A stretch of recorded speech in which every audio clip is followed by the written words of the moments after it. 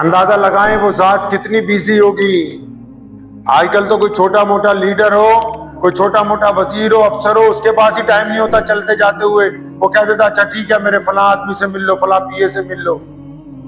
नबी अलैहिस्सलाम ने अपनी जिंदगी में वो कितने मसरूफ होंगे, अंदाजा लगाएं इस बात से। 23 साल में इतना बड़ा दीन खड़ा किया कायनात में, सिर्फ 23 साल में। 40 साल की जिंदगी में ऐलान किया अल्लाह की तौहीद का, नबी अलैहिस्सलाम की रिसालत का ऐलान होता है, और सिर्फ 23 साल में मक्के से जो अजान गूंजती है वो तराबलिस के मैदानों तक, और फिर वहां से अफ्रीका के कौसारों तक, और फिर वहां से लॉस एंजलिस की पहाड़ियों तक, और फिर वहां से पूरे बर्रे सगीर में पांचों वक्त गुजरती है। अंदाजा लगाइए कि 23 साल में मोहम्मद रसूलुल्लाह सल्लल्लाहु अलैहि वसल्लम की जिंदगी कितनी ज्यादा मसरूफ होगी, उनके पास कितना वक्त होगा। दोस्तों आपका खैर मकदम है हमारे चैनल MHQ वायरल टॉपिक्स पर। दोस्तों आज के शाही इमाम पंजाब मौलाना उस्मान लुधियानवी साहब के बयान का टॉपिक है वक्फ बिल पास होने की बड़ी वजह। वक्फ बिल बोर्ड पर शाही इमाम पंजाब का बहुत बड़ा बयान, इस बयान को तवज्जो से सुनिएगा, बहुत ज़्यादा फ़ायदा होगा। चलिए दोस्तों मिलकर सुनते हैं। अल्लाहुम्मा बारिक अला मुहम्मद व अला आलि मुहम्मद कमा बारकता अला इब्राहीम व अला आलि इब्राहीम इन्नका हमीदुम मजीद।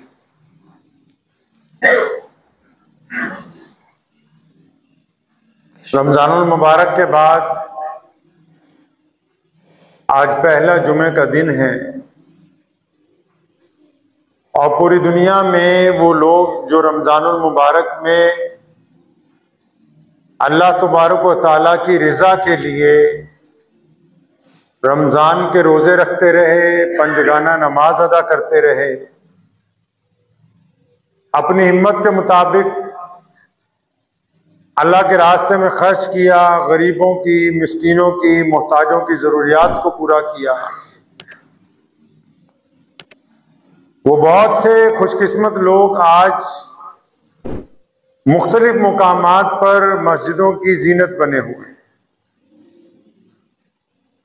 अगर आप मुस्बत निगाहों के साथ मसाजिद की तरफ मुतवज्जो होंगे तो हर साल कुछ ऐसे नौजवान, कुछ ऐसे ज़ईफ लोग, बच्चे नए नमाजियों की शक्ल में मस्जिदों को मिलते हैं जो पहले मसाजिद तक अपनी पहुंच नहीं रखते थे।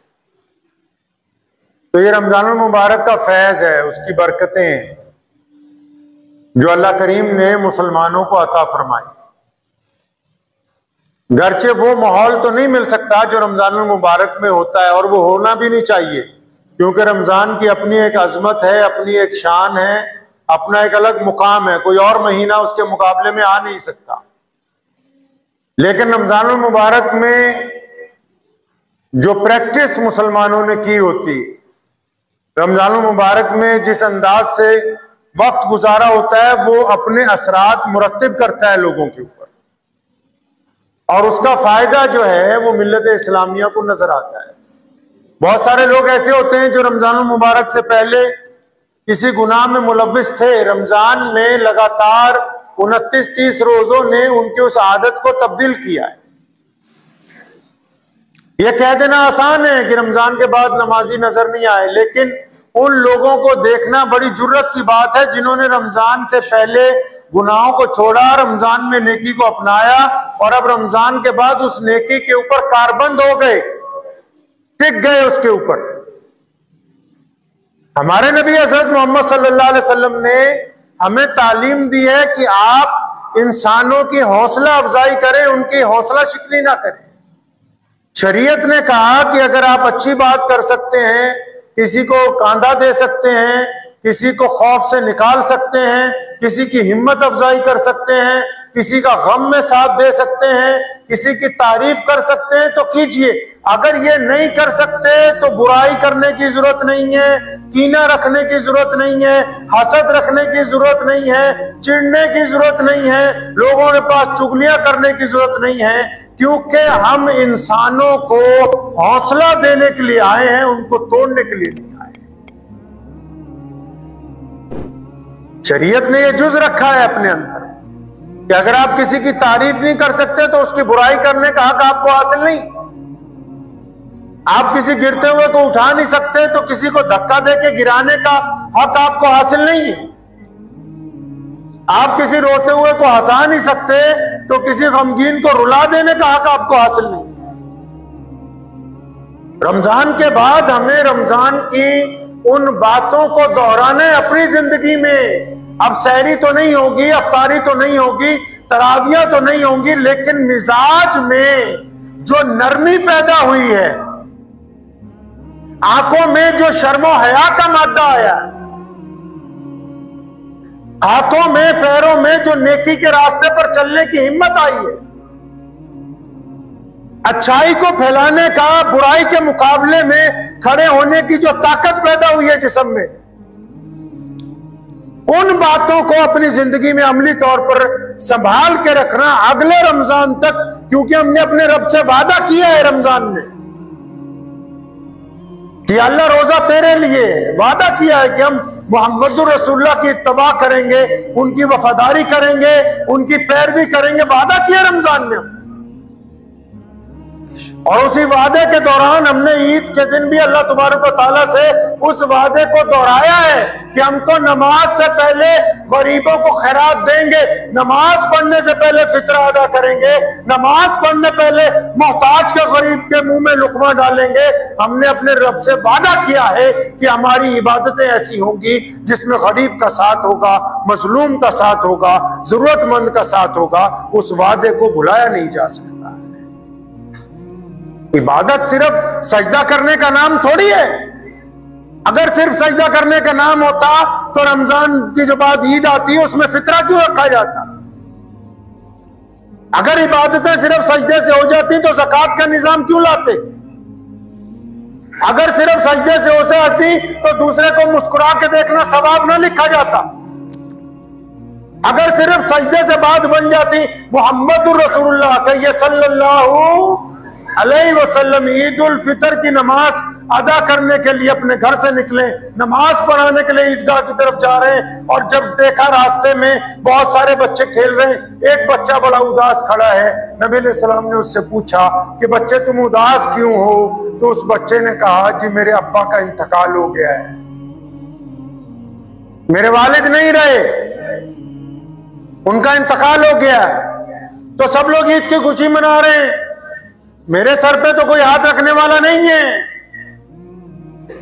इस बात को भी ज़हन नशीन कर लीजिए कि घर में जो बाप होता है, जब तक बाप जिंदा होता है तब तक ईद की खुशियां होती हैं, ईद मनाई जा सकती है। जिनका बाप मर जाता है वो ईद गुजारते हैं, वो ईद मना नहीं सकते।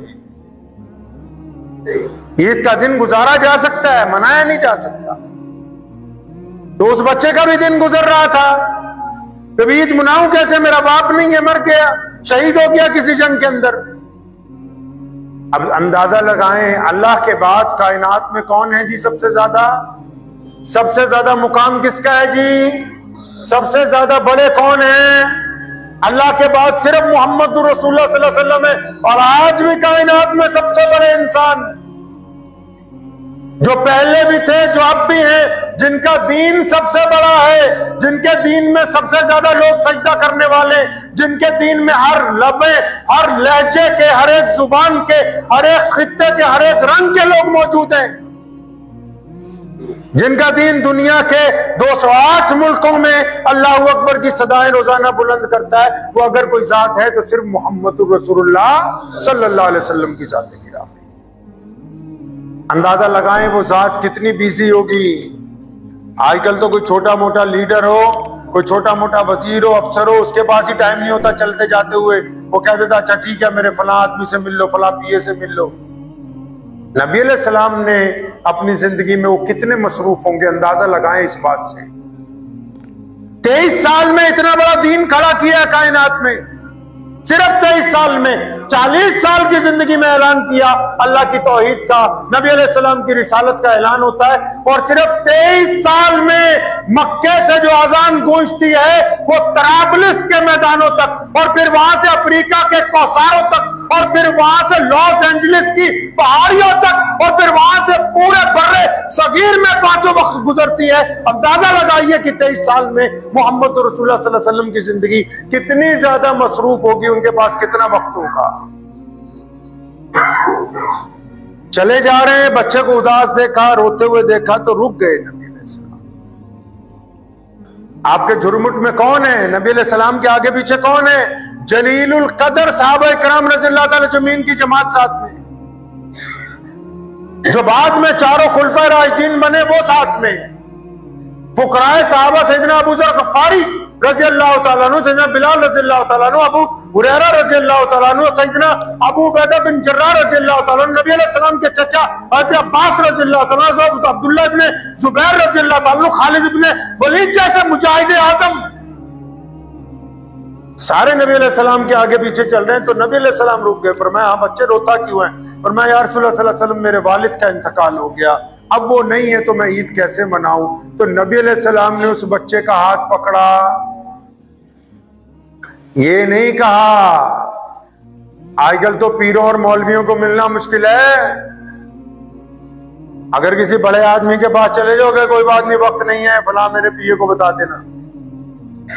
वो नबी हैं कायनात के, अल्लाह के बाद नायब हैं। ये नहीं कहा कि अबू बकर इस बच्चे का ध्यान रखो, उमर फारूक रज़ियल्लाहु अन्हु को नहीं कहा कि इस बच्चे की तरफ मुतवज्जे हो जाओ, उस्मान ज़िन्नुरैन रज़ियल्लाहु अन्हु की ड्यूटी नहीं लगाई। फौरन उस बच्चे का हाथ पकड़ा, वापस चल पड़े। नबी अलैहि सलाम के सहाबा भी साथ में। घर पहुंचे, अपने अहले खाना को कहा कि ये बच्चा छोटा सा है, देखो रो रहा है, फौरन इसको तैयार करो। फरमाया हसन हुसैन की वालिदा फातिमा के घर पैगाम भेजो कि हसन हुसैन के कोई जोड़े पड़े हों, कपड़े अच्छे पड़े हों, वो ले आओ, जल्दी से इसको नए कपड़े पहनाए जाएं। कपड़े मंगाए गए, उस बच्चे को नए कपड़े पहनाए गए, कुछ खिलाया गया। अब नबी अलैहिस्सलातु वस्सलाम उससे पूछते हैं, ये आपकी तालीम के लिए बताया नबी अलैहिस्सलाम, ये जो कुछ नबी अलैहिस्सलाम ने किया ये इंसानों को समझाने के लिए कि देखो समाज चलता कैसे है, कानून से नहीं, कदर होनी चाहिए रिश्तों की, जिम्मेदारियों की, औहदों की कदर होनी चाहिए कि इस औहदे का क्या मियार है। नबी अलैहिस्सलातु वस्सलाम उस बच्चे को तैयार करने के बाद, कुछ खिलाने के बाद पूछते हैं कि मेरे बच्चे ये बता तो सही कि तुम जब ईदगाह जाते थे नमाज पढ़ने, पिछले साल जब गए थे तो तुम्हारे अब्बा तुम्हारा हाथ पकड़ के ले गए, उंगली पकड़ के ले गए, गोद में ले गए, किस तरह ले गए? तो उस बच्चे ने कहा या रसूलुल्लाह सल्लल्लाहु अलैहि वसल्लम मेरे अब्बू तो मुझे अपने कंधों पे बिठा के ले जाते थे, प्यारे पैगंबर अलैहिस्सलातु वस्सलाम बैठे और मैं अब तुम मेरे कंधे के ऊपर बैठ जाओ, और फिर उठ के खड़े हुए। अब देखा लोगों ने नबी अलैहिस्सलाम एक बच्चे को कंधे पे बिठाए हुए जा रहे हैं। उम्मत को ये सबक देना था कि यतीम को सिर्फ कपड़े दे देना कमाल की बात नहीं है, यतीम को सिर्फ खाना खिला देना सिर्फ कमाल की बात नहीं है। जब तक उसको इज्जत नहीं दी जाएगी उस वक्त तक उसके साथ सिला रहमी का मियार मुकम्मल नहीं हो सकता है। आप क्या समझते हैं कि सिर्फ चंद लोगों को खाना खिला देंगे तो आप उस मियार तक पहुंच गए? किसी को ज़कात दे के उस पर एहसान कर रहे हैं आप, किसी को सदका दे के उस पर एहसान कर रहे हैं। सहाबा किराम रज़ियल्लाहु ताला अजमईन में सबका यह वतीरा रहा कि जब कभी भी उन्होंने जब किसी देने वाले को कुछ दिया है, मुतअद्दिद मुहद्दिसीन ने इस बात को दोहराया है कि जब वो किसी को देते थे तो उनकी आंखें इस तरह झुकी होती थी कि सामने वालों की नजरों में कभी नजरें मिली ही नहीं, ताकि जिसके हाथ में कुछ पकड़ा रहे हैं उसको एहसास शर्मिंदगी ना हो। इस्लाम ने कदरों कीमतों की बात की। रमजान उन कदर कीमतों का एक मियार है। रमजानुल मुबारक ने हमें सिखाया कि आने वाला साल कैसे गुजारोगे तुम। रमजान चला गया तो फिर कोई रमजान की बात नहीं, रमजान चला गया तो इन 11 महीनों में रमजानुल मुबारक की उन फजाइल की बात होगी जिसमें रमजानुल मुबारक ने हमको पाबंद किया है कि खबरदार गुनाहों से पीछे हट जाओ, तुम्हारा काम नेकी करना है, नेकी को फैलाना है, तुम्हारा काम सिला रहमी करना है और अपनी निगाहों को जिना से बचाना है, इसके लिए तुम्हें पाबंद किया गया है। रमजान चला गया तो ऐसे हो गया जैसे रमजान की बातें भी चली गई। रमजान के अहकामात भी चले गए। नहीं, रमजान 30 दिन बना ही इसीलिए ताकि अगले रमजान के आने तक रमजानुल मुबारक गुजारने वाले लोग रमजान के अहकामात की पाबंदी करने वाले बन जाए। नबी अलैहिस्सलाम ने हमें ये तालीम दी है। रोजा सिर्फ इबादत होता तो जंगे बदर में नबी अलैहिस्सलाम तशरीफ ना ले जाते। सिर्फ इबादत नहीं, जद्दोजहद का नाम है।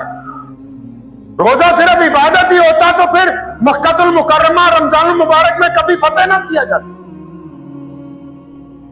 रोजा सिर्फ इबादत नहीं बल्कि जुल्म के खिलाफ अपनी जद्दोजहद का ऐलान भी। रोजा सिर्फ इबादत का नाम थोड़ी है, रोजे ने हमें पाबंद किया है। हम इतने लोग मसाजिद के अंदर आज पूरे मुल्क के अंदर मौजूद हैं, ये रमजानुल मुबारक की तो बरकत है। एक दौर होता था कि रमजानुल मुबारक के बाद फजर की नमाज में 1-2 लोग होते थे। आज फजर की नमाज में कई कई सफ़े होती हैं। तो ये इन नमाजियों को किसने पाबंद किया है? ये रमजानुल मुबारक में उन्होंने अपने रब से जो वादे किए हैं, उन वादों की वजह से आज वो मस्जिद के अंदर पहुंचे। तो जो व्हाट्सएप यूनिवर्सिटी वाले हैं, जो खुद मस्जिद तो गए ही नहीं, बदबख्तों ने जाके देखा ही नहीं मस्जिद में कितने लोग आए कितने नहीं आए, और वो लिखने लगे कि रमजान के बाद नमाजी गायब हो गए। अबे गधो, तुम खुद तो गए नहीं, तो जो गायब हुए हैं वही हैं जो सिर्फ मोबाइल पर दीन फैलाना चाहते हैं। गायब बस वही हुए हैं जिनकी नीयत में ठोक खोट है, जिन्होंने वादा किया, जो वफादार है अपने रब और रसूल के। वो गायब नहीं, वो सफर में भी नमाज की नीयतें बांध रहे हैं। वो जहां वक्त हो जाता है करीब की मस्जिद ढूंढ के वहां पहुंच जाते हैं। वो वक्त हो जाता है तो अपने घर के अंदर नमाज अदा करते हैं। तो जिनको दीन की कदर है, जिनको दीन की कीमत जिनको पता है, वो तो अल्लाह और उसके रसूल के पाबंद है हुक्म के। तो इस बात को ज़हन नशीन कर लें कि रमजानुल मुबारक के में हमने जो अपने रब के साथ वादा किया है उसको निभाते रहेंगे, निभाएंगे इंशाअल्लाह। रमजान के बाद भी नमाज की पाबंदी, नमाज पर सुनो इसलिए जोर देते, क्यों देते सुनिए। कुरान पाक ने नमाज की वजह तस्मिया बयान की। बहुत सारे ऐसे मुसलमान हैं जिनको पता ही नहीं होगा कि हम नमाज क्यों पढ़ते हैं और बहस कर रहे हैं वक्फ बिल के ऊपर। खुद पता नहीं कि हम कहां हैं। नमाज क्यों पढ़ते हैं?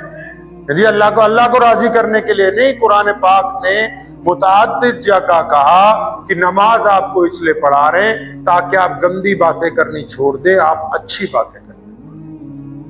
नमाज इसलिए पढ़ा रहे हैं ताकि आप यतीम के मुंह में लुकमा डालें। नमाज इसलिए पढ़ा रहे हैं ताकि पड़ोसी से आपके ताल्लुकात अच्छे रहें।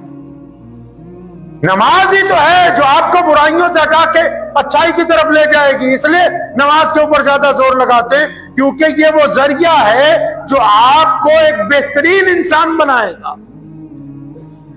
मेरे वालिद शेर इस्लाम मौलाना हबीबुर रहमान लुधियानवी रहमतुल्लाह अलैह, उनसे हम लोग पूछा करते थे कि हजरत अगर नमाज पढ़ने के बावजूद गुनाह ना छूटे तो क्या करें? तो हजरत फरमाया करते थे कि और अच्छी तरह नमाज पढ़ो, इतनी अच्छी तरह नमाज पढ़ो कि जब तुम्हारी नमाज तुम्हारे गुनाहों के रास्ते में रुकावट पैदा कर दे तो समझ लो कि अब ये नमाज कबूल होने लग पड़ी।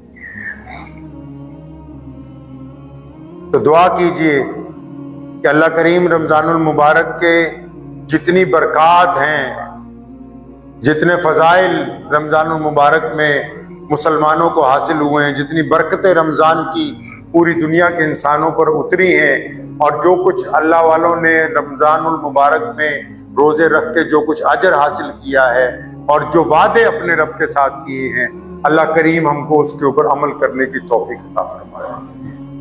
अब रही बात वक्फ बोर्ड की। किसी शायर ने कहा है कि तू इधर उधर की न बात कर, ये बता कि काफिला क्यों लुटा।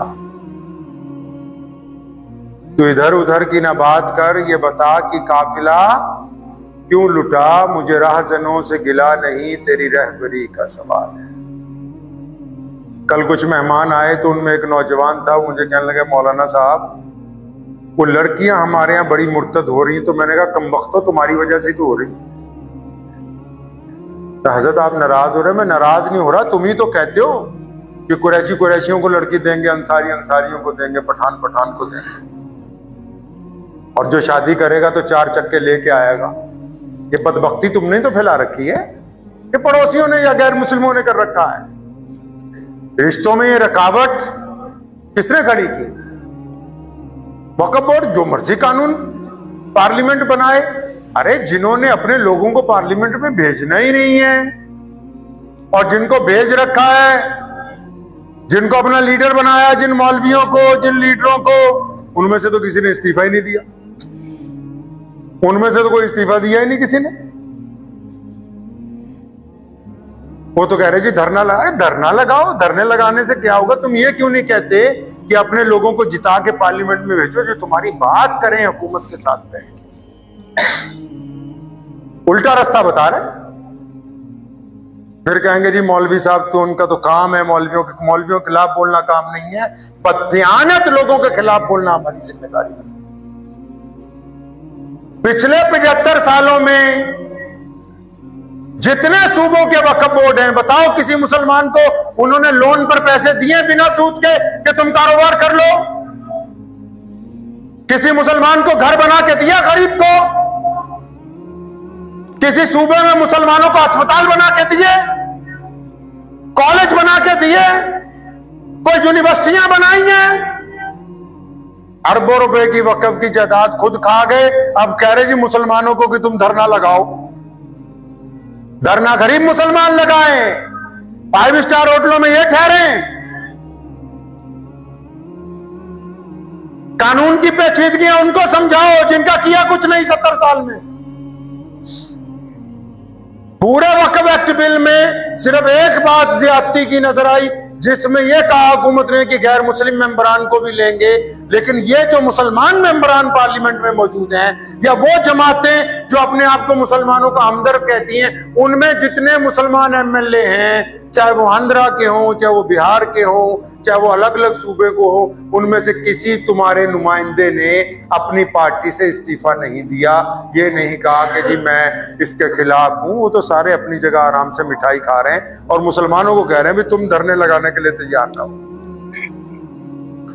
अगर ज्यादती ना की होती, वक्फ क्या है?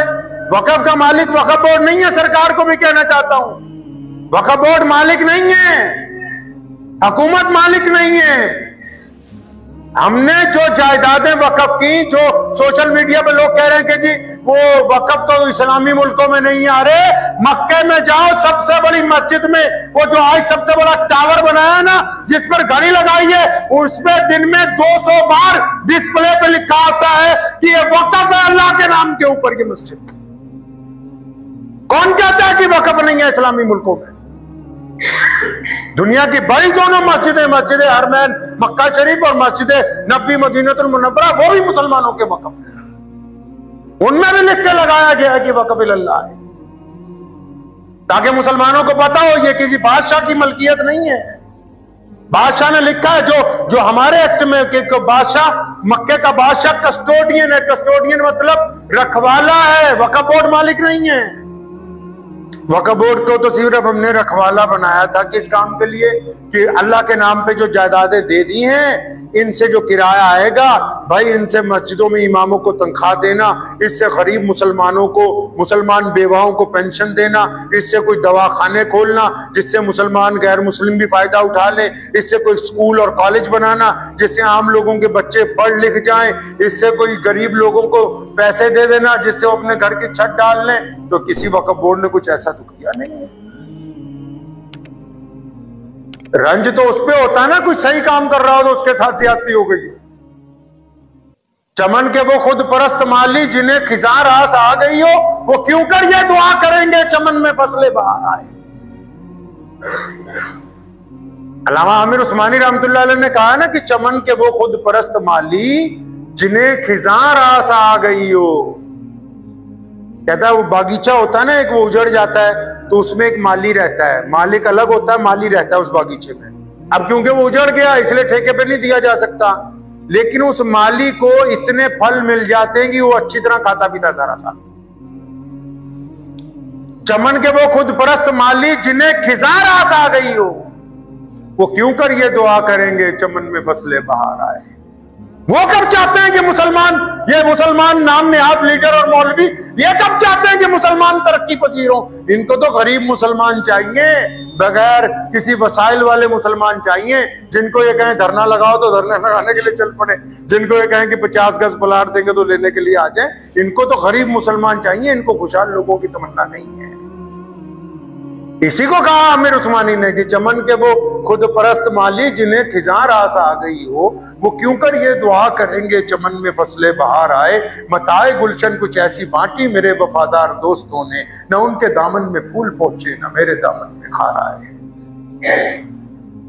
मेरे वालिद साहब रहमतुल्लाह अलैह की कुछ बातें हमें याद आती हैं। तो वो एक दिन हमने उनसे अर्ज की कि हजरत वो फलां 2-3 मुसलमान जो हैं वो भाजपा में चले गए, उसमें ओहदेदार बन गए। तो उन्होंने मुझे कहा कि बेटा ये तो अच्छी बात है। तो मैं कहा अच्छा जी, तो क्या अच्छी बात है कि जब कभी ये हुकूमत में आएंगे तो ये मुसलमानों की बातें हुकूमत के सामने रखेंगे, ये मुसलमानों के जज्बात की तर्जुमानी करेंगे। जब कभी इनको मौका मिलेगा तो ये मुसलमानों के, लेकिन यहां जो उसमें शामिल है वो भी मुसलमानों की तर्जुमानी ना कर सके, वो भी हुकूमत को ना बता सके भी हमारी जरूरतें क्या हैं, हम क्या चाहते हैं। हुकूमत तक तो अपनी बात पहुंचाने का मसला है ना भी कौन लोग अच्छी तरह अपना मुकदमा पेश कर सकेंगे। आपने अच्छे वकील ही नहीं बनाए। मिसाल के तौर पे जब चुनाव आया आपने कहा कि हम तो अपनी बरादरी के नाम के ऊपर खड़े होंगे, हम तो सिर्फ अपने मसलक वालों को देखेंगे। तो फिर जब आप हैं ही अपनी बरादरी के ऊपर कारबंद, तो मैं ही नहीं समझता कि आप किसी और की बुराई करने लगे, जबकि आप अपनी खामियां खुद दूर करने के लिए तैयार नहीं है। तो इसलिए ये मशवरा देता हूं मुसलमानों को कि किसी के बहकावे में आके कोई गलत कदम मत उठाना।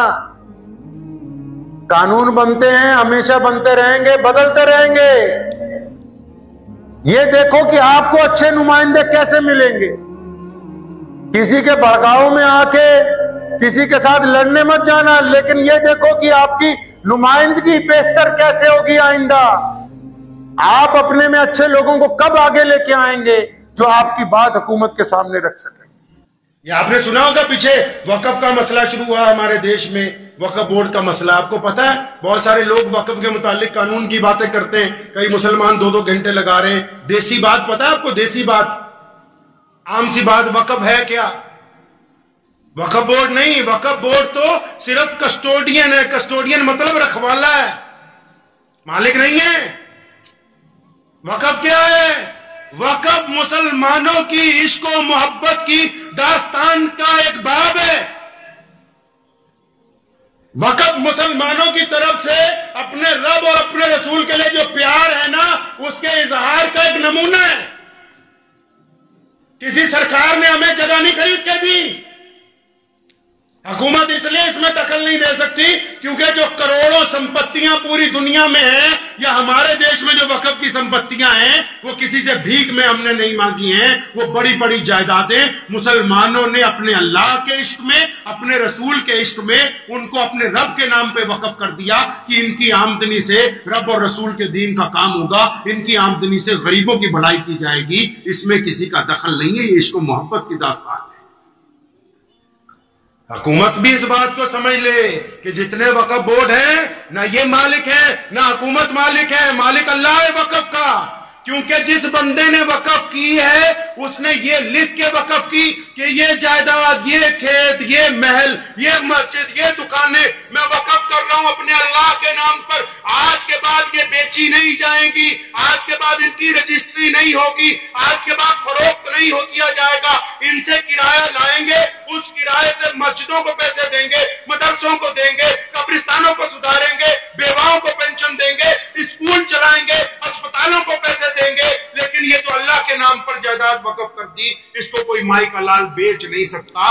वक्फ बोर्ड सिर्फ इसलिए बनाया कि उस जायदाद की रखवाली करे, वहां से पैसा वसूल करके गरीब लोगों के ऊपर उसको पैसे को खर्च करे। किसी हुकूमत को हक नहीं पहुंचता कि मुसलमानों के जाती मामलात के अंदर दखल कर सके, क्योंकि वक्फ की जायदादें अपने पैसे से वक्फ की हैं, सरकार से नहीं मांगा। हुकूमत को नहीं कहा अभी हमें 10 मरले का प्लाट दे दो मस्जिद बनाने के लिए, कब्रिस्तान बनाने के लिए। हमारे अकाबरीन ने अपनी जायदादें खुद वक्फ की हैं। अब किसी की रजिस्ट्री हो, किसी की औलाद के नाम हो, कोई बंदा अपनी जायदाद किसी को दे दे, कल को हुकूमत कहे जी हम इसमें दखल देंगे, नहीं भाई, जिसने पैसा लगाया, जिसने कीमत लगाई वो उसी की है। अब जिसको उसका मालिक बना दिया तो अब वही मालिक उस जायदाद का मालिक है, कोई दूसरा बंदा मालिक नहीं बन सकता है उसका। मुतवल्ली नहीं मालिक बन सकते। उनमें नहीं इतनी हिम्मत की वक्फ की जायदाद को बेच के दिखा दें।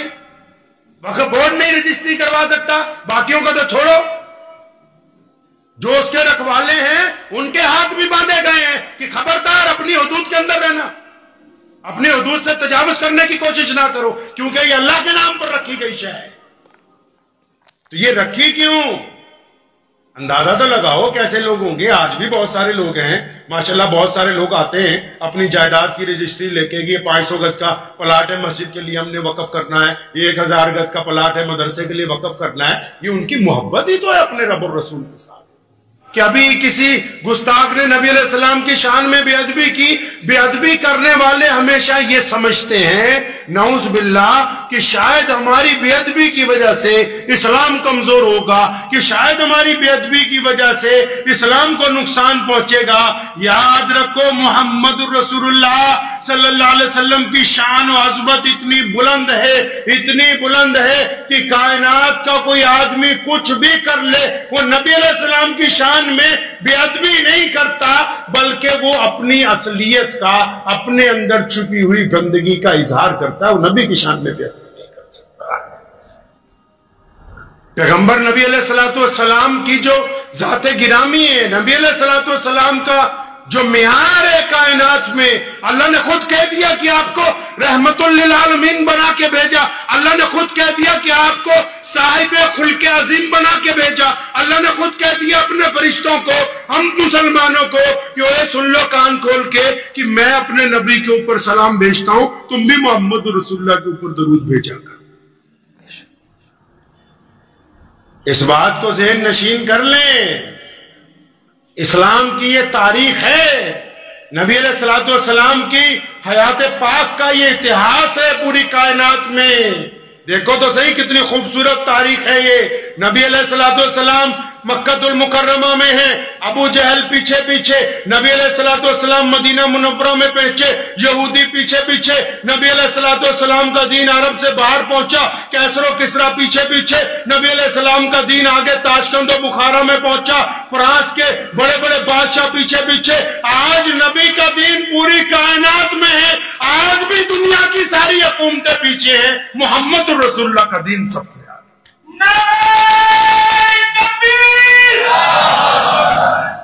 आज भी पूरी दुनिया में रसूलुल्लाह का दीन सबसे आगे। और क्या इससे बेहतरीन सच्चाई चाहिए कि जिस नबी अलैहिस्सलाम को नौज़ुबिल्लाह रोकने के लिए मक्के के गवर्नर ने, वहां की हुकूमत ने जोर लगाया और फिर पूरे अरब के लोग इकट्ठे होकर बदर के मैदान में नबी अलैहिस्सलाम के खिलाफ पहुंचे, ओहद में पहुंचे, हुनैन में पहुंचे, यरमूक में हमारे खिलाफ लड़े, कैसरो किसरा ने मैदान के अंदर आया, रिनॉल्ड अपने साथ हजारों की अजमत को न मानता हो। ये जिनको तकलीफ है नबी अलैहिस्सलाम की जाते गिरामी से, तकलीफ भी जाहिरी है। मैं तो ये समझता हूं कि तकलीफ होना तो आम सी बात है। क्यों? अरे भाई, प्यारे अलैहिस्सलातु वस्सलाम 1450 साल पहले पैदा हुए, दुनिया से पर्दा फरमा गए और आज भी उनका दीन उसी रफ्तार से आगे जा रहा है। आज भी चर्चे उनके वैसे ही हैं जैसे थे, आज भी उनका मुकाम वैसे ही बुलंद है जैसे था और क़यामत तक हमेशा रहेगा। इससे बड़ी बात और क्या हो सकती है? दुनिया में दो दूसरे लोगों को सबसे बड़ी बीमारी होती क्या होती है? वो हसद होती है। जिन लोगों को नबी अलैहिस्सलातु वस्सलाम से हसद है, वो हसद में खुद ही जल जल के कमजोर हो रहे हैं। नबी अलैहिस्सलातु वस्सलाम में कोई कमी आने वाली नहीं है। मुसलमानों, इस बात को ज़हन नशीन कर लो आप भी कि प्यारे पैगंबर अलैहिस्सलातु वस्सलाम की शान को अपनी जिंदगी में बुलंद रखना हमारी जिम्मेदारी बनती है। रमजानुल मुबारक के बाद आज पहला जुमे का दिन है। और पूरी दुनिया में वो लोग जो रमजानुल मुबारक में अल्लाह तबारक व तआला की रिजा के लिए रमजान के रोजे रखते रहे, पंजगाना नमाज अदा करते रहे, अपनी हिम्मत के मुताबिक अल्लाह के रास्ते में खर्च किया, गरीबों की, मिस्कीनों की, मोहताजों की ज़रूरियात को पूरा किया, वो बहुत से खुशकिस्मत लोग आज मुख्तलिफ मुकामात पर मस्जिदों की जीनत बने हुए हैं। अगर आप मुस्बत निगाहों के साथ मसाजिद की तरफ मुतवज्जो होंगे तो हर साल कुछ ऐसे नौजवान, कुछ ऐसे ज़ईफ लोग, बच्चे नए नमाजियों की शक्ल में मस्जिदों को मिलते हैं जो पहले मसाजिद तक अपनी पहुंच नहीं रखते थे। तो ये रमजानुल मुबारक का फैज़ है, उसकी बरकतें जो अल्लाह करीम ने मुसलमानों को अता फरमाई। गरचे वो माहौल तो नहीं मिल सकता जो रमजानुल मुबारक में होता है, और वो होना भी नहीं चाहिए, क्योंकि रमजान की अपनी एक अजमत है, अपनी एक शान है, अपना एक अलग मुकाम है। कोई और महीना उसके मुकाबले में आ नहीं सकता। लेकिन रमजानुल मुबारक में जो प्रैक्टिस मुसलमानों ने की होती, रमजानुल मुबारक में जिस अंदाज से वक्त गुजारा होता है, वो अपने असरात मुरत्तिब करता है लोगों के ऊपर, और उसका फायदा जो है वो मिल्लत इस्लामिया को नजर आता है। बहुत सारे लोग ऐसे होते हैं जो रमजानुल मुबारक से पहले किसी गुनाह में मुलव्विस थे, रमजान में लगातार 29-30 रोजों ने उनकी उस आदत को तब्दील किया है। यह कह देना आसान है कि रमजान के बाद नमाजी नजर नहीं आए, लेकिन उन लोगों को देखना बड़ी जुर्रत की बात है जिन्होंने रमजान से पहले गुनाहों को छोड़ा, रमजान में नेकी को अपनाया, और अब रमजान के बाद उस नेकी के ऊपर कारबंद हो गए, टिक गए उसके ऊपर। हमारे नबी हज़रत मोहम्मद सल्लल्लाहु अलैहि वसल्लम ने हमें तालीम दी है कि आप इंसानों की हौसला अफजाई करें, उनकी हौसला शिकनी ना करें। शरीयत ने कहा कि अगर आप अच्छी बात कर सकते हैं, किसी को कांधा दे सकते हैं, किसी को खौफ से निकाल सकते हैं, किसी की हिम्मत अफजाई कर सकते हैं, किसी का गम में साथ दे सकते हैं, किसी की तारीफ कर सकते हैं, तो कीजिए। अगर ये नहीं कर सकते तो बुराई करने की जरूरत नहीं है, कीना रखने की जरूरत नहीं है, हसद रखने की जरूरत नहीं है, चिढ़ने की जरूरत नहीं है, लोगों के पास चुगलियां करने की जरूरत नहीं है, क्योंकि हम इंसानों को हौसला देने के लिए आए हैं, उनको तोड़ने के लिए नहीं आए। शरीयत ने यह जुज रखा है अपने अंदर कि अगर आप किसी की तारीफ नहीं कर सकते तो उसकी बुराई करने का हक आपको हासिल नहीं। आप किसी गिरते हुए को उठा नहीं सकते तो किसी को धक्का देके गिराने का हक आपको हासिल नहीं है। आप किसी रोते हुए को हंसा नहीं सकते तो किसी गमगीन को रुला देने का हक आपको हासिल नहीं है। रमजान के बाद हमें रमजान की उन बातों को दोहराना है अपनी जिंदगी में। अब सहरी तो नहीं होगी, अफ्तारी तो नहीं होगी, तरावियां तो नहीं होंगी, लेकिन मिजाज में जो नरमी पैदा हुई है, आंखों में जो शर्मो हया का मादा आया, हाथों में पैरों में जो नेकी के रास्ते पर चलने की हिम्मत आई है, अच्छाई को फैलाने का, बुराई के मुकाबले में खड़े होने की जो ताकत पैदा हुई है जिस्म में, उन बातों को अपनी जिंदगी में अमली तौर पर संभाल के रखना अगले रमजान तक, क्योंकि हमने अपने रब से वादा किया है रमजान में कि अल्लाह रोजा तेरे लिए, वादा किया है कि हम मोहम्मदुर रसूलुल्लाह की इत्तबा करेंगे, उनकी वफादारी करेंगे, उनकी पैरवी करेंगे, वादा किया रमजान में। और उसी वादे के दौरान हमने ईद के दिन भी अल्लाह तबारक व तआला से उस वादे को दोहराया है कि हम तो नमाज से पहले गरीबों को खैरात देंगे, नमाज पढ़ने से पहले फितरा अदा करेंगे, नमाज पढ़ने पहले मोहताज के गरीब के मुंह में लुकमा डालेंगे। हमने अपने रब से वादा किया है कि हमारी इबादतें ऐसी होंगी जिसमें गरीब का साथ होगा, मजलूम का साथ होगा, जरूरतमंद का साथ होगा। उस वादे को भुलाया नहीं जा सकता। इबादत सिर्फ सजदा करने का नाम थोड़ी है। अगर सिर्फ सजदा करने का नाम होता तो रमजान की जो बाद ईद आती है उसमें फितरा क्यों रखा जाता? अगर इबादतें सिर्फ सजदे से हो जाती तो ज़कात का निजाम क्यों लाते? अगर सिर्फ सजदे से हो जाती तो दूसरे को मुस्कुरा के देखना सवाब ना लिखा जाता। अगर सिर्फ सजदे से बात बन जाती मुहम्मदुर रसूलुल्लाह कहिए सल्लल्लाहु अलैहि वसल्लम ईद उल फितर की नमाज अदा करने के लिए अपने घर से निकले, नमाज पढ़ाने के लिए ईदगाह की तरफ जा रहे हैं, और जब देखा रास्ते में बहुत सारे बच्चे खेल रहे हैं, एक बच्चा बड़ा उदास खड़ा है। नबी अलैहि सलाम ने उससे पूछा कि बच्चे तुम उदास क्यों हो? तो उस बच्चे ने कहा जी मेरे अब्बा का इंतकाल हो गया है, मेरे वालिद नहीं रहे, उनका इंतकाल हो गया है। तो सब लोग ईद की खुशी मना रहे हैं, मेरे सर पे तो कोई हाथ रखने वाला नहीं है। इस बात को भी ज़हन नशीन कर लीजिए कि घर में जो बाप होता है, जब तक बाप जिंदा होता है तब तक ईद की खुशियां होती हैं, ईद मनाई जा सकती है। जिनका बाप मर जाता है वो ईद गुजारते हैं, वो ईद मना नहीं सकते। ईद का दिन गुजारा जा सकता है, मनाया नहीं जा सकता। तो उस बच्चे का भी दिन गुजर रहा था, तब ईद मनाऊं कैसे? मेरा बाप नहीं है, मर गया, शहीद हो गया किसी जंग के अंदर। अब अंदाजा लगाएं अल्लाह के बाद कायनात में कौन है जी सबसे ज्यादा मुकाम किसका है जी? सबसे ज्यादा बड़े कौन है?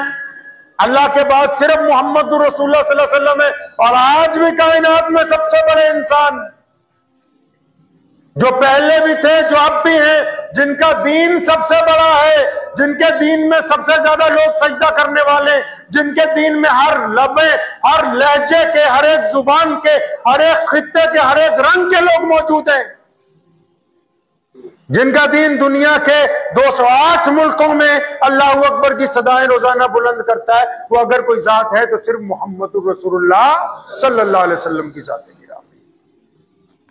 अंदाजा लगाएं वो जात कितनी बिजी होगी। आजकल तो कोई छोटा मोटा लीडर हो, कोई छोटा मोटा वजीर हो, अफसर हो, उसके पास ही टाइम नहीं होता चलते जाते हुए वो कह देता अच्छा ठीक है मेरे फलां आदमी से मिल लो, फलां पीए से मिल लो। नबी अलैहि सलाम ने अपनी जिंदगी में वो कितने मसरूफ होंगे, अंदाजा लगाएं इस बात से। 23 साल में इतना बड़ा दीन खड़ा किया है कायनात में, सिर्फ 23 साल में। 40 साल की जिंदगी में ऐलान किया अल्लाह की तौहीद का, नबी अलैहिस्सलाम की रिसालत का ऐलान होता है। और सिर्फ 23 साल में मक्के से जो अजान गूंजती है वो तराबलिस के मैदानों तक, और फिर वहां से अफ्रीका के कौसारों तक, और फिर वहां से लॉस एंजलिस की पहाड़ियों तक, और फिर वहां से पूरे बर्रे सगीर में पांचों वक्त गुजरती है। अंदाजा लगाइए कि 23 साल में मोहम्मद रसूलुल्लाह सल्लल्लाहु अलैहि वसल्लम की जिंदगी कितनी ज्यादा मसरूफ होगी, उनके पास कितना वक्त होगा। चले जा रहे हैं, बच्चे को उदास देखा, रोते हुए देखा तो रुक गए। नबी अलैहिस्सलाम आपके झुरमुट में कौन है? नबी अलैहिस्सलाम के आगे पीछे कौन है? जलीलुल कदर साहबा इकराम रज़ियल्लाहु ताला अजमईन की जमात साथ में, जो बाद में चारों खुलफा राशिदीन बने वो साथ में, फुकराए साहबा सैयदना अबू ज़र गफ़ारी रज़ियल्लाहु ताला अन्हु, सैयदना बिलाल रज़ियल्लाहु ताला अन्हु, अबू हुरैरा रज़ियल्लाहु ताला अन्हु, सैयदना अबू उबैदा बिन जर्राह रज़ियल्लाहु ताला अन्हु, नबी अलैहि सलाम के चचा हज़रत अब्बास रज़ियल्लाहु ताला अन्हु, अब्दुल्लाह इब्ने जुबैर रज़ियल्लाहु ताला अन्हु, खालिद इब्ने वलीद जैसे मुजाहिद आज़म सारे नबी अलैहि सलाम के आगे पीछे चल रहे हैं। तो नबी अलैहि सलाम रुक गए। फरमाया हाँ बच्चे रोता क्यों है? फरमाया या रसूलुल्लाह सल्लल्लाहु अलैहि वसल्लम मेरे वालिद का इंतकाल हो गया, अब वो नहीं है तो मैं ईद कैसे मनाऊं? तो नबी अलैहि सलाम ने उस बच्चे का हाथ पकड़ा, ये नहीं कहा आजकल तो पीरों और मौलवियों को मिलना मुश्किल है, अगर किसी बड़े आदमी के पास चले जाओगे कोई बात नहीं, वक्त नहीं है, फला मेरे पिए को बता देना। वो नबी हैं कायनात के, अल्लाह के बाद नायब हैं। ये नहीं कहा कि अबू बकर इस बच्चे का ध्यान रखो, उमर फारूक रज़ियल्लाहु अन्हु को नहीं कहा कि इस बच्चे की तरफ मुतवज्जे हो जाओ, उस्मान ज़िन्नुरैन रज़ियल्लाहु अन्हु की ड्यूटी नहीं लगाई। फौरन उस बच्चे का हाथ पकड़ा, वापस चल पड़े। नबी अलैहि सलाम के सहाबा भी साथ में। घर पहुंचे, अपने अहले खाना को कहा कि ये बच्चा छोटा सा है, देखो रो रहा है, फौरन इसको तैयार करो। फरमाया हसन हुसैन की वालिदा फातिमा के घर पैगाम भेजो कि हसन हुसैन के कोई जोड़े पड़े हों, कपड़े अच्छे पड़े हों, वो ले आओ, जल्दी से इसको नए कपड़े पहनाए जाएं। कपड़े मंगाए गए, उस बच्चे को नए कपड़े पहनाए गए, कुछ खिलाया गया। अब नबी अलैहिस्सलातु वस्सलाम उससे पूछते हैं, ये आपकी तालीम के लिए बताया नबी अलैहिस्सलाम, ये जो कुछ नबी अलैहिस्सलाम ने किया ये इंसानों को समझाने के लिए कि देखो समाज चलता कैसे है, कानून से नहीं, कदर होनी चाहिए रिश्तों की, जिम्मेदारियों की, औहदों की कदर होनी चाहिए कि इस औहदे का क्या मेयार है। नबी अलैहिस्सलाम उस बच्चे को तैयार करने के बाद, कुछ खिलाने के बाद पूछते हैं कि मेरे बच्चे ये बता तो सही कि तुम जब ईदगाह जाते थे नमाज पढ़ने, पिछले साल जब गए थे तो तुम्हारे अब्बा तुम्हारा हाथ पकड़ के ले गए, उंगली पकड़ के ले गए, गोद में ले गए, किस तरह ले गए? तो उस बच्चे ने कहा, या रसूलुल्लाह सल्लल्लाहु अलैहि वसल्लम, मेरे अब्बू तो मुझे अपने कंधों पे बिठा के ले जाते थे, प्यारे पैगंबर अलैहिस्सलाम बैठे, फरमाया अब तुम मेरे कंधे के ऊपर बैठ जाओ, और फिर उठ के खड़े हुए। अब देखा लोगों ने नबी अलैहिस्सलाम एक बच्चे को कंधे पे बिठाए हुए जा रहे हैं। उम्मत को ये सबक देना था कि यतीम को सिर्फ कपड़े दे देना कमाल की बात नहीं है, यतीम को सिर्फ खाना खिला देना सिर्फ कमाल की बात नहीं है। जब तक उसको इज्जत नहीं दी जाएगी उस वक्त तक उसके साथ सिला रहमी का मेयार मुकम्मल नहीं हो सकता है। आप क्या समझते हैं कि सिर्फ चंद लोगों को खाना खिला देंगे तो आप उस मेयार तक पहुंच गए? किसी को ज़कात दे के उस पर एहसान कर रहे हैं आप, किसी को सदका दे के उस पर एहसान कर रहे हैं। सहाबा किराम रज़ियल्लाहु तआला अजमईन में सबका यह वतीरा रहा कि जब कभी भी उन्होंने जब किसी देने वाले को कुछ दिया है, मुतअद्दिद मुहद्दिसीन ने इस बात को दोहराया है कि जब वो किसी को देते थे तो उनकी आंखें इस तरह झुकी होती थी कि सामने वालों की नजरों में कभी नजरें मिली ही नहीं, ताकि जिसके हाथ में कुछ पकड़ा रहे हैं उसको एहसास शर्मिंदगी ना हो। इस्लाम ने कदरों कीमतों की बात की। रमजान उन कदर कीमतों का एक मेयार है। रमजानुल मुबारक ने हमें सिखाया कि आने वाला साल कैसे गुजारोगे तुम। रमजान चला गया तो फिर कोई रमजान की बात नहीं, रमजान चला गया तो इन 11 महीनों में रमजानुल मुबारक की उन फजाइल की बात होगी जिसमें रमजानुल मुबारक ने हमको पाबंद किया है कि खबरदार गुनाहों से पीछे हट जाओ, तुम्हारा काम नेकी करना है, नेकी को फैलाना है, तुम्हारा काम सिला रहमी करना है और अपनी निगाहों को जिना से बचाना है, इसके लिए तुम्हें पाबंद किया गया है। रमजान चला गया तो ऐसे हो गया जैसे रमजान की बातें भी चली गई, रमजान के अहकामात भी चले गए। नहीं, रमजान 30 दिन बना ही इसलिए ताकि अगले रमजान के आने तक रमजानुल मुबारक गुजारने वाले लोग रमजान के अहकामात की पाबंदी करने वाले बन जाए। नबी अलैहिस्सलाम ने हमें ये तालीम दी है। रोजा सिर्फ इबादत होता तो जंगे बदर में नबी अलैहिस्सलाम तशरीफ न ले जाते। सिर्फ इबादत नहीं, जद्दोजहद का नाम है। रोजा सिर्फ इबादत ही होता तो फिर मक्कातुल मुकर्रमा रमजानुल मुबारक में कभी फतेह ना किया जाता। रोजा सिर्फ इबादत नहीं बल्कि जुल्म के खिलाफ अपनी जद्दोजहद का ऐलान भी। रोजा सिर्फ इबादत का नाम थोड़ी है, रोजे ने हमें पाबंद किया है। हम इतने लोग मसाजिद के अंदर आज पूरे मुल्क के अंदर मौजूद हैं, ये रमजानुल मुबारक की तो बरकत है। एक दौर होता था कि रमजानुल मुबारक के बाद फजर की नमाज में 1-2 लोग होते थे, आज फजर की नमाज में कई सफ़े होती हैं। तो ये इन नमाजियों को किसने पाबंद किया है? ये रमजानुल मुबारक में उन्होंने अपने रब से जो वादे किए हैं उन वादों की वजह से आज वो मस्जिद के अंदर पहुंचे। तो जो व्हाट्सएप यूनिवर्सिटी वाले हैं जो खुद मस्जिद तो गए ही नहीं, बदबख्तों ने जाके देखा ही नहीं मस्जिद में, भी कितने लोग आए कितने नहीं आए। और वो लिखने लगे कि रमजान के बाद नमाजी गायब हो गए। अबे गधो, तुम खुद तो गए नहीं, तो जो गायब हुए हैं वही हैं जो सिर्फ मोबाइल पर दीन फैलाना चाहते हैं। गायब बस वही हुए हैं जिनकी नीयत में ठोक खोट है, जिन्होंने वादा किया, जो वफादार है अपने रब और रसूल के। वो गायब नहीं, वो सफर में भी नमाज की नीयतें बांध रहे हैं। वो जहां वक्त हो जाता है करीब की मस्जिद ढूंढ के वहां पहुंच जाते हैं। वो वक्त हो जाता है तो अपने घर के अंदर नमाज अदा करते हैं। तो जिनको दीन की कदर है, जिनको दीन की कीमत जिनको पता है, वो तो अल्लाह और उसके रसूल के पाबंद है हुक्म के। तो इस बात को ज़हन नशीन कर लें कि रमजान मुबारक के में हमने जो अपने रब के साथ वादा किया है उसको निभाते रहेंगे, निभाएंगे इंशाअल्लाह। रमजान के बाद भी नमाज की पाबंदी, नमाज पर सुनो इसलिए जोर देते हैं, क्यों देते सुनिए। कुरान पाक ने नमाज की वजह तस्मियां बयान की। बहुत सारे ऐसे मुसलमान हैं जिनको पता ही नहीं होगा कि हम नमाज क्यों पढ़ते हैं और बहस कर रहे हैं वक्फ बिल के ऊपर, खुद पता नहीं कि हम कहां हैं। नमाज क्यों पढ़ते हैं? यदि अल्लाह को राजी करने के लिए नहीं। कुरान पाक ने मुतअद्दिद जगह कहा कि नमाज आपको इसलिए पढ़ा रहे हैं ताकि आप गंदी बातें करनी छोड़ दे, आप अच्छी बातें करें। नमाज इसलिए पढ़ा रहे हैं ताकि आप यतीम के मुंह में लुकमा डालें। नमाज इसलिए पढ़ा रहे हैं ताकि पड़ोसी से आपके ताल्लुकात अच्छे रहें। नमाज ही तो है जो आपको बुराइयों से हटा के अच्छाई की तरफ ले जाएगी। इसलिए नमाज के ऊपर ज्यादा जोर लगाते हैं, क्योंकि ये वो जरिया है जो आपको एक बेहतरीन इंसान बनाएगा। मेरे वालिद शेर इस्लाम मौलाना हबीबुर रहमान लुधियानवी रहमतुल्लाह अलैह, उनसे हम लोग पूछा करते थे कि हजरत अगर नमाज पढ़ने के बावजूद गुनाह ना छूटे तो क्या करें?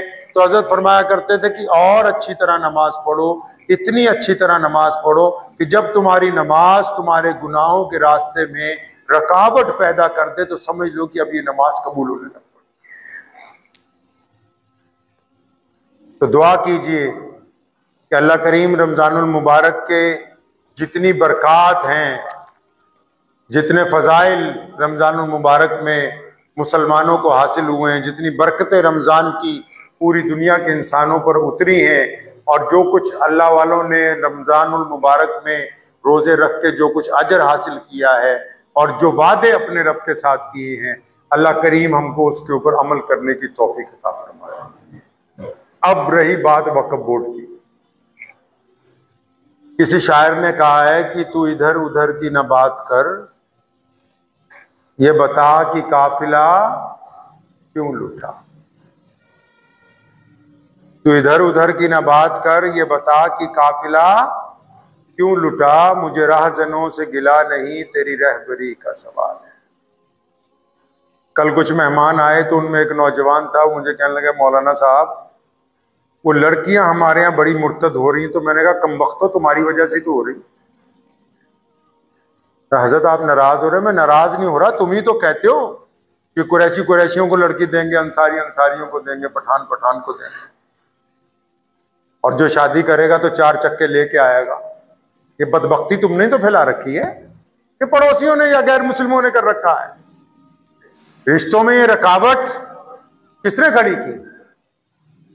वक्फ बोर्ड जो मर्जी कानून पार्लियामेंट बनाए।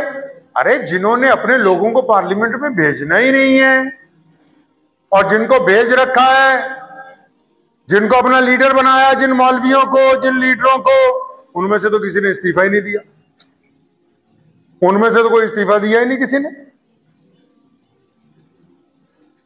वो तो कह रहे जी धरना लगाए। धरना लगाओ, धरने लगाने से क्या होगा? तुम ये क्यों नहीं कहते कि अपने लोगों को जिता के पार्लियामेंट में भेजो जो तुम्हारी बात करें हुकूमत के साथ बैठ के। उल्टा रास्ता बता रहे। फिर कहेंगे जी मौलवी साहब तो उनका तो काम है, मौलवियों के खिलाफ बोलना काम नहीं है, बददियानत लोगों के खिलाफ बोलना हमारी जिम्मेदारी है।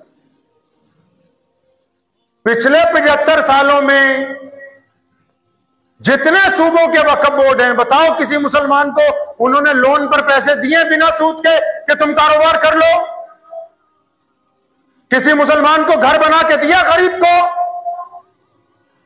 किसी सूबे में मुसलमानों को अस्पताल बना के दिए, कॉलेज बना के दिए, कोई यूनिवर्सिटियां बनाई हैं? अरबों रुपए की वक्फ की जायदाद खुद खा गए। अब कह रहे जी मुसलमानों को कि तुम धरना लगाओ। धरना गरीब मुसलमान लगाएं, 5 स्टार होटलों में ये ठहरे।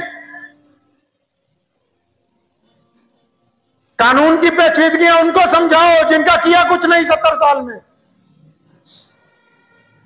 पूरे वक्फ एक्ट बिल में सिर्फ एक बात ज्यादती की नजर आई, जिसमें यह कहा हुकूमत ने कि गैर मुस्लिम मेंबरान को भी लेंगे, लेकिन ये जो मुसलमान मेंबरान पार्लियामेंट में मौजूद हैं या वो जमातें जो अपने आप को मुसलमानों का हमदर्द कहती हैं, उनमें जितने मुसलमान एमएलए हैं, चाहे वो आंध्रा के हों, चाहे वो बिहार के हों, चाहे वो अलग अलग सूबे को हो, उनमें से किसी तुम्हारे नुमाइंदे ने अपनी पार्टी से इस्तीफा नहीं दिया। ये नहीं कहा कि जी मैं इसके खिलाफ हूं। वो तो सारे अपनी जगह आराम से मिठाई खा रहे हैं और मुसलमानों को कह रहे हैं भी तुम धरने लगाने के लिए तैयार रहो। अगर ज्यादती ना की होती, वक्फ क्या है? वक्फ का मालिक वक्फ बोर्ड नहीं है। सरकार को भी कहना चाहता हूं, वक्फ बोर्ड मालिक नहीं है, हुकूमत मालिक नहीं है। हमने जो जायदादें वक्फ की, जो सोशल मीडिया पे लोग कह रहे हैं कि जी वो वक्फ तो इस्लामी मुल्कों में नहीं आ रहे, मक्के में जाओ, सबसे बड़ी मस्जिद में वो जो आज सबसे बड़ा टावर बनाया ना, जिस पर घड़ी लगाई है, उसमें दिन में 200 बार डिस्प्ले पे लिखा होता है कि ये वक्फ है अल्लाह के नाम के ऊपर की मस्जिद। कौन कहता है कि वक्फ नहीं है इस्लामी मुल्कों में? दुनिया की बड़ी दोनों मस्जिदें, मस्जिद हरमैन मक्का शरीफ और मस्जिद नबी मदीनतुल मुनव्वरा, वो भी मुसलमानों के वक्फ है। उनमें भी लिख के लगाया गया है कि वक्फ इल्लाह है, ताकि मुसलमानों को पता हो ये किसी बादशाह की मलकियत नहीं है। बादशाह ने लिखा है, जो हमारे एक्ट में कि बादशाह, मक्के का बादशाह कस्टोडियन है। कस्टोडियन मतलब रखवाला है, वक्फ बोर्ड मालिक नहीं है। वक्फ बोर्ड को तो सिर्फ हमने रखवाला बनाया था किस काम के लिए? कि अल्लाह के नाम पे जो जायदादें दे दी हैं, इनसे जो किराया आएगा भाई, इनसे मस्जिदों में इमामों को तनख्वाह देना, इससे गरीब मुसलमानों को, मुसलमान बेवाओं को पेंशन देना, इससे कोई दवाखाने खोलना जिससे मुसलमान गैर मुस्लिम भी फायदा उठा लें, इससे कोई स्कूल और कॉलेज बनाना जिससे आम लोगों के बच्चे पढ़ लिख जाएं, इससे कोई गरीब लोगों को पैसे दे देना जिससे वो अपने घर की छत डाल लें। तो किसी वक्फ बोर्ड ने कुछ ऐसा तो किया नहीं है। रंज तो उस पे होता है ना, कुछ सही काम कर रहा हो तो उसके साथ ज्यादती हो गई। चमन के वो खुद परस्त माली जिन्हें खिज़ां रास आ गई हो, वो क्यों कर ये दुआ करेंगे चमन में फसलें बाहर आए। अल्लामा आमिर उस्मानी रहमतुल्लाह अलैह ने कहा ना कि चमन के वो खुद परस्त माली जिन्हें खिज़ां रास आ गई हो। कहता है वो बागीचा होता है ना एक, वो उजड़ जाता है तो उसमें एक माली रहता है, मालिक अलग होता है, माली रहता है उस बागीचे में। अब क्योंकि वो उजड़ गया इसलिए ठेके पे नहीं दिया जा सकता, लेकिन उस माली को इतने फल मिल जाते हैं कि वो अच्छी तरह खाता पीता सारा साल। चमन के वो खुद परस्त माली जिन्हें खिज़ां रास आ गई हो, वो क्यों कर ये दुआ करेंगे चमन में फसलें बाहर आए। वो कब चाहते हैं कि मुसलमान, ये मुसलमान नाम नेहाद लीडर और मौलवी, ये कब चाहते हैं कि मुसलमान तरक्की पसीर हो? इनको तो गरीब मुसलमान चाहिए, बगैर किसी वसाइल वाले मुसलमान चाहिए, जिनको ये कहें धरना लगाओ तो धरना लगाने के लिए चल पड़े, जिनको ये कहें कि 50 गज प्लाट देंगे तो लेने के लिए आ जाए। इनको तो गरीब मुसलमान चाहिए, इनको खुशहाल लोगों की तमन्ना नहीं है। इसी को कहा आमिर उस्मानी ने कि चमन के वो खुद परस्त माली जिन्हें खिज़ां रास आ गई हो, वो क्यों कर ये दुआ करेंगे चमन में फसलें बाहर आए। मताए गुलशन कुछ ऐसी बांटी मेरे वफादार दोस्तों ने, न उनके दामन में फूल पहुंचे न मेरे दामन में खार आए। मेरे वालिद साहब रहमतुल्लाह अलैह की कुछ बातें हमें याद आती हैं। तो वो एक दिन हमने उनसे अर्ज की कि हजरत वो फलां फलां 2-3 मुसलमान जो हैं वो भाजपा में चले गए, उसमें ओहदेदार बन गए। तो उन्होंने मुझे कहा कि बेटा ये तो अच्छी बात है। तो मैं कहा अच्छा जी। तो क्या अच्छी बात है? कि जब कभी ये हुकूमत में आएंगे तो ये मुसलमानों की बातें हुकूमत के सामने रखेंगे, ये मुसलमानों के जज्बात की तर्जुमानी करेंगे। जब कभी इनको मौका मिलेगा तो ये मुसलमानों के, लेकिन यहां जो उसमें शामिल है वो भी मुसलमानों की तर्जुमानी ना कर सके। वो भी हुकूमत को ना बता सके भी हमारी जरूरतें क्या हैं, हम क्या चाहते हैं। हुकूमत तक तो अपनी बात पहुंचाने का मसला है ना भी कौन लोग अच्छी तरह अपना मुकदमा पेश कर सकेंगे। आपने अच्छे वकील ही नहीं बनाए। मिसाल के तौर पे जब चुनाव आया, आपने कहा कि हम तो अपनी बरादरी के नाम के ऊपर खड़े होंगे, हम तो सिर्फ अपने मसलक वालों को देखेंगे।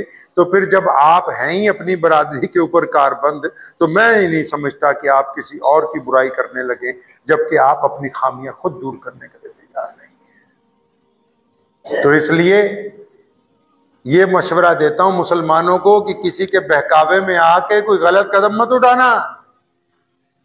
कानून बनते हैं, हमेशा बनते रहेंगे, बदलते रहेंगे। ये देखो कि आपको अच्छे नुमाइंदे कैसे मिलेंगे। किसी के भड़काव में आके किसी के साथ लड़ने मत जाना, लेकिन ये देखो कि आपकी नुमाइंदगी बेहतर कैसे होगी आइंदा।